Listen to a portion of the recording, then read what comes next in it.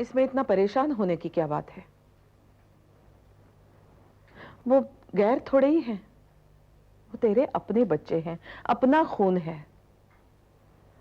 जब वही जुदा होना चाहते हैं तो तू उन्हें झूठे बंधनों में क्यों बांध कर रखना चाहता है? घर बेच दे मुन्ना, घर बेच दे। माँ, ये तुम कह रही हो? तुम तो इस घर में बड़ी हो, तुम्हें तो हम सबको बांध के रखना चाहिए। जबरदस्ती बंदिशों में बांध कर रखने से क्या फायदा? आदमी का रिश्ता प्यार से बनता है, बंदिशों से नहीं। अगर हम अभी बंटवारा नहीं करेंगे तो तेरे बच्चे तेरे खिलाफ हो जाएंगे, ये घर छोड़कर चले जाएंगे। फिर इस घर को लेकर हम क्या करेंगे? काटने को दौड़ेगा ये घर। क्या तू चाहता है वो ये घर छोड़कर चले जाए? माँ, इसीलिए तो मैं ये घर बेचना नहीं चाहता। तू बेच दे घर को, बांट दे सबको रुपया। जब अकेले रहेंगे ना तो इनको एहसास होगा कि बाप क्या होता है, बाप का प्यार क्या होता है, एकता क्या होती है और रिश्ते क्या होते हैं। इतने साल एक साथ रहे ना, कोई अकेले नहीं रह पाएगा, मैं जानती हूं। नहीं माँ, उनकी बातों से, उनके इरादों से ऐसा लगता है कि अब वे अलग रहना चाहते हैं और अब की बार एक बार जाएंगे तो वापस नहीं आएंगे। माँ, तुम अपनी तो सोचो, हम क्या करेंगे? हमें किसी बेटे की जरूरत नहीं। क्या हम इनके सहारे दुनिया में आए थे? जब माँ बाप जबरदस्ती औलाद पर बोझ बन जाते हैं तो उसे सहारा नहीं कहते। मैं तो यहां नहीं रहूंगी और तुझे भी नहीं रहने दूंगी। मेरी बात मान ले, बंटवारा कर दे। समझ में नहीं आ रहा माँ, मैं क्या करूं? हम आज हैं, कल नहीं। जब इनके दिमाग में बंटवारे की बात आ ही गई है तो कर क्यों नहीं देते? भगवान न करे हमारे पीछे ये बंटवारे पर झगड़ पड़ेंगे तो विश्वंभरनाथ दीवान के खानदान का नाम मिट्टी में मिल जाएगा। मेरी बात मान, बंटवारा कर दे। हाँ माँ, तुम ठीक कहती हो, मैं बंटवारा कर देता हूं। ललित भाई, मैं अपना बंगला बेच देना चाहता हूं। पूरे फर्नीचर के साथ मुझे 1.5 करोड़ रुपया दिलवा दीजिए। अगर कल कोई ग्राहक मिलता है तो कल ही मैं अपना बंगला बेचने के लिए तैयार हूं। लेकिन विशंभरनाथ जी, आप अपना बंगला बेचकर जाएंगे कहाँ? और ये अचानक क्या फैसला कर लिया आपने? मैं बंटवारा कर देना चाहता हूं। सेठ विशंभरनाथ जी के घर का बंटवारा? ये तो हमको सुनकर ही बहुत अजीब सा लग रहा है। सब चलता है, इस दुनिया में हर चीज मुमकिन है। पहले मैंने सोचा था कि बच्चे मुझे आखिरी दम तक साथ देंगे। 4 बेटे हैं, चारों बेटे मुझे कंधा देकर स्मशान तक ले जाएंगे। लेकिन उसमें से एक तो बीच में ही छोड़कर चला गया। बाकी रहे 3। अब तीनों बेटे अलग अलग रहना चाहते हैं। खैर, किस्मत में जो लिखा है वो तो होकर ही रहेगा, सहना तो पड़ेगा ही। जवानी में अगर दुख आए तो आदमी सह भी लेता है, लेकिन इस उम्र में दुख नासूर बन जाते हैं। खैर, आप मेरे बंगले का सौदा करवा दीजिए। ग्राहक तो बहुत मिल जाएंगे। आप कहते हैं तो 2-4 ग्राहक हम कल भी ला सकते हैं। लेकिन एक बात कहेंगे दीवान जी, लोग आपके उस बंगले को स्वर्ग कहते हैं। इसलिए हम एक बार फिर से कहूंगा कि आप अपने बेटा लोग को फिर से समझा कर देखिए एक बार। आप समझते हैं कि नहीं समझते? अगर आप मेरा बंगला नहीं बिकवा सकते तो मैं किसी और एजेंट के पास चला जाऊंगा। बहुत पड़े हैं मुंबई में। ठीक है विशंभरनाथ जी, हम आपके जज्बात को समझता हूँ।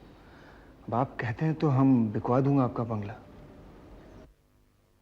क्या आपने बंगले के सौदे की बात कर ली? हाँ, सौदे की बात कर ली। 1 हफ्ते के अंदर अंदर पैसे आ जाएंगे। अपना अपना हिस्सा ले लेना और अलग अलग फ्लैट खरीद कर रहना शुरू कर देना। लेकिन बाबूजी, आपने बंटवारा करना गवारा किया, बंगले को गिरवी रखने का इरादा नहीं बदला? हाँ, क्योंकि मैंने देखा कि राजेश के कारण तुम्हारे दिलों में बंटवारे का ख्याल आया। पता नहीं कल मैं रहूं या न रहूं, फिर आपस में लड़ झगड़ कर क्या गुल खिलाओ, इससे बेहतर है बंटवारा ही कर दो। बाबूजी, हमने तो बंटवारे की बात सिर्फ इसलिए की थी कि आप ये घर को गिरवी रखने का इरादा बदल दें। अब मैं कुछ नहीं कर सकता, मैंने जो फैसला किया सो किया। बाबूजी मुझे पैसे दे रहे थे, उससे तुम लोगों को तकलीफ हो रही थी, क्यों? इसीलिए ये प्लान बनाया था ना। अब अगर तुम लोग नहीं भी चाहते हो ना, तो भी मैं चाहता हूं कि ये बंटवारा हो जाए। इस तरह दिलों में खलिश लेकर एक साथ रहने कोई फायदा नहीं है। भैया देखिए, हमने ये सिर्फ इसलिए सोचा था बस कि... कुछ नहीं। आप बाबूजी, आपने ये बंगला बेचने का फैसला कर लिया, मेरे हिस्से के 50 लाख रुपए मुझे बेचिए। बाबूजी, हमारी बात तो सुनिए। हमें क्या पता था कि आप इतनी जल्दी फैसला कर लेंगे। हमने सोचा कि आप दादी मां आपको ये सब करने नहीं देंगी। हम तो चाहते थे कि ये बंगला गिरवी ना हो।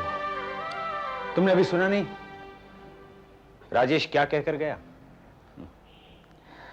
जब बात इस हद तक पहुंच गई है तो मुझे लगता है फैसला हो ही जाना चाहिए।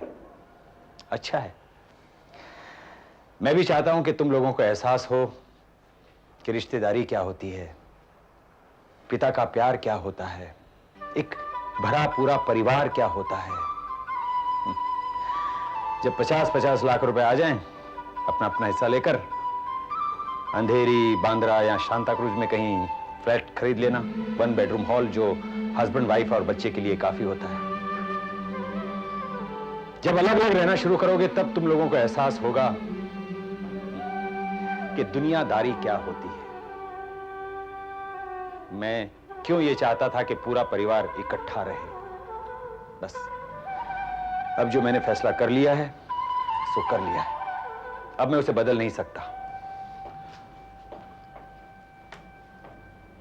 क्या सोचा था और क्या हो गया?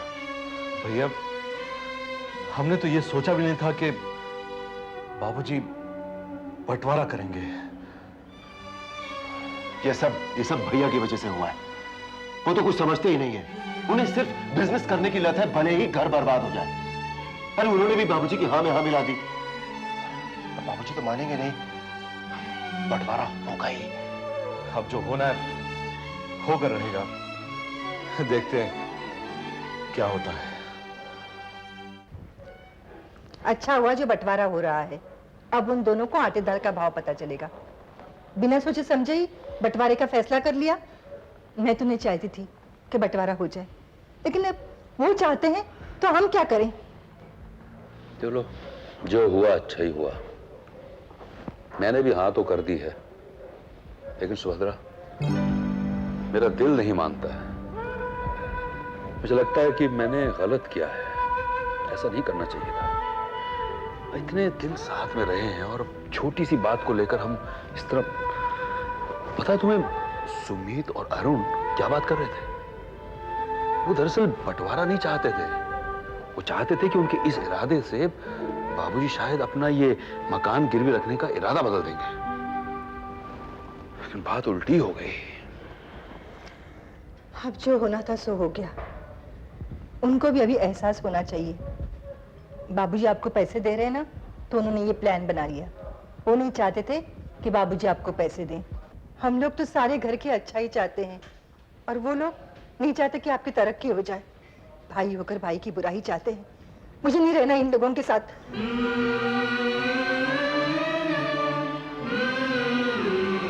हम लोगों ने क्या सोचा था और क्या हो गया। अरे हम लोगों ने ये तरीका इसलिए अपनाया था ताकि घर के टुकड़े ना हो, लेकिन अचानक बाबूजी को क्या हो गया। वो तो हमेशा यही चाहते थे कि हम लोगों में प्यार बना रहे, हम लोग झगड़ा नहीं करें और इस घर के टुकड़े ना हो। और आज वो खुद इस घर का बंटवारा कर रहे हैं। बाबूजी ने दादी माँ से इस बात का जिक्र किया होगा। मुझे तो लगता है दोनों ने मिलकर फैसला किया। सुमित, ये बात बिल्कुल ठीक नहीं है। मैं जाकर उन्हें समझाऊंगी। मैं इस घर को बर्बाद होते हुए नहीं देख सकती। अरे पायल, जब उन्होंने हमारी बात नहीं मानी, वो तुम्हारी बात क्या मानेंगे? लेकिन सुमित, बात कितनी गलत है। देवयानी भाभी भी घर पे नहीं है, मायके गई हुई है। और जब आएंगी तो क्या सोचेंगी। अगर वो यहाँ रहती तो मेरे साथ चलकर उन्हें समझाती। सुमित, इस बात को मैंने छेड़ा था, इस बात को अब मैं ही खत्म करूंगी। लेकिन बात कैसे खत्म होगी पायल? मैंने और अरुण भैया ने बाबूजी से इस बारे में बात की कि हम ये पैसे क्यों चाह रहे हैं, लेकिन राजेश भैया इस बात पर राजी नहीं हुए। वो जिद पर अड़ गए कि उन्हें अपना हिस्सा चाहिए।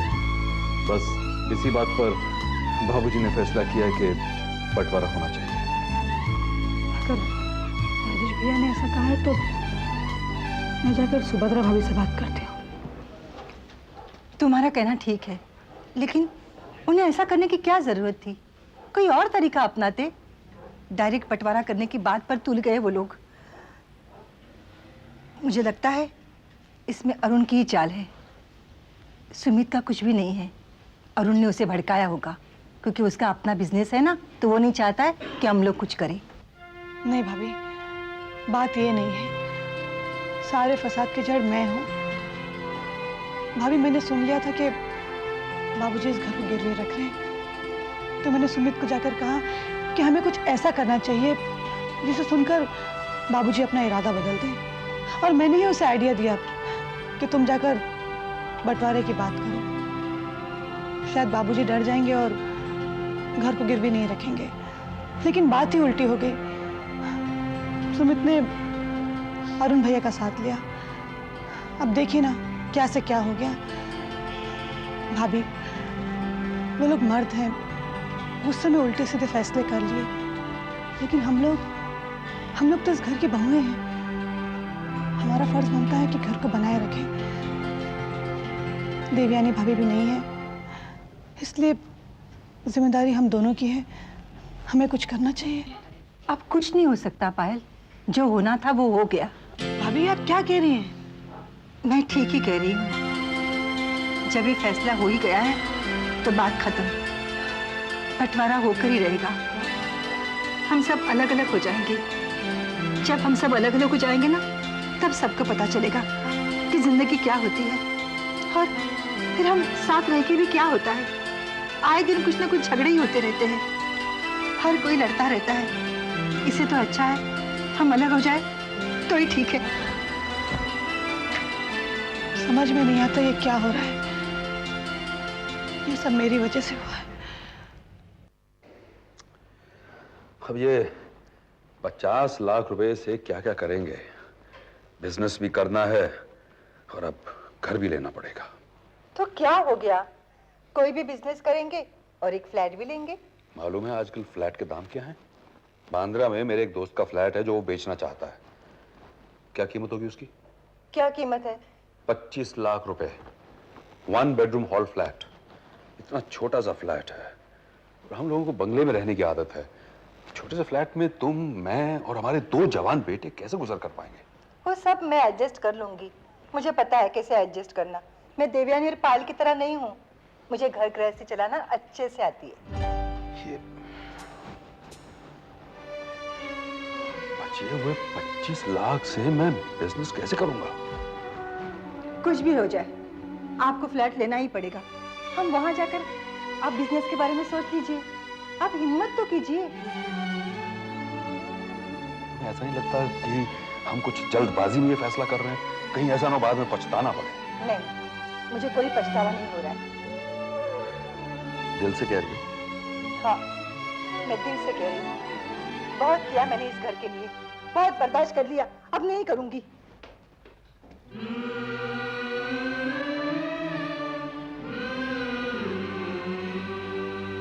पायल, मैंने ये सोचा है कि तुम्हारा बिजनेस सैंटा क्रूज में है, तो क्यों ना हम सैंटा क्रूज में ही फ्लैट ले लें। तुम्हें लेना है तो लो, लेकिन मैं नहीं आऊंगी। तुम नहीं आओगी तो तुम कहां जाओगी?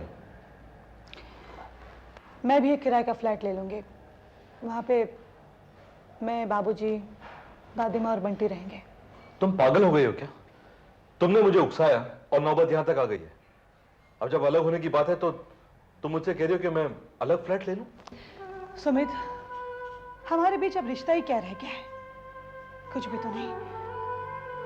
हमारे बीच जो दरार है वो अब कभी नहीं मिट सकती थी। मैं तुम्हारे साथ इस घर में रह रही थी तुम्हारे लिए नहीं, बाबूजी, दादी माँ और घर वालों की वजह से। इतने सारे लोगों के रहते हुए हमारे बीच इतने सारे झगड़े होते थे।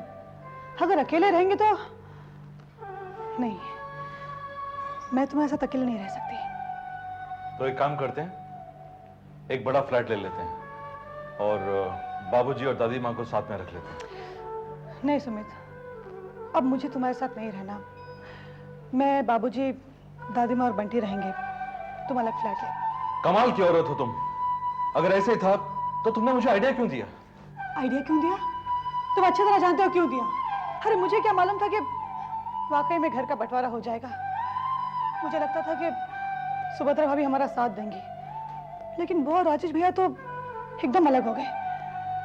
तो तुम क्या समझती हो, दादी माँ और बाबूजी तुम्हारे साथ रहेंगे, मुझे अकेले छोड़कर वो तुम्हारे साथ रहने चले जाएंगे? सुमित, मैं उन्हें अकेले भी तो नहीं छोड़ सकती, और मैंने ये तय कर लिया है कि बाबूजी और दादी माँ जहाँ रहेंगे मैं उनके साथ रहूंगी।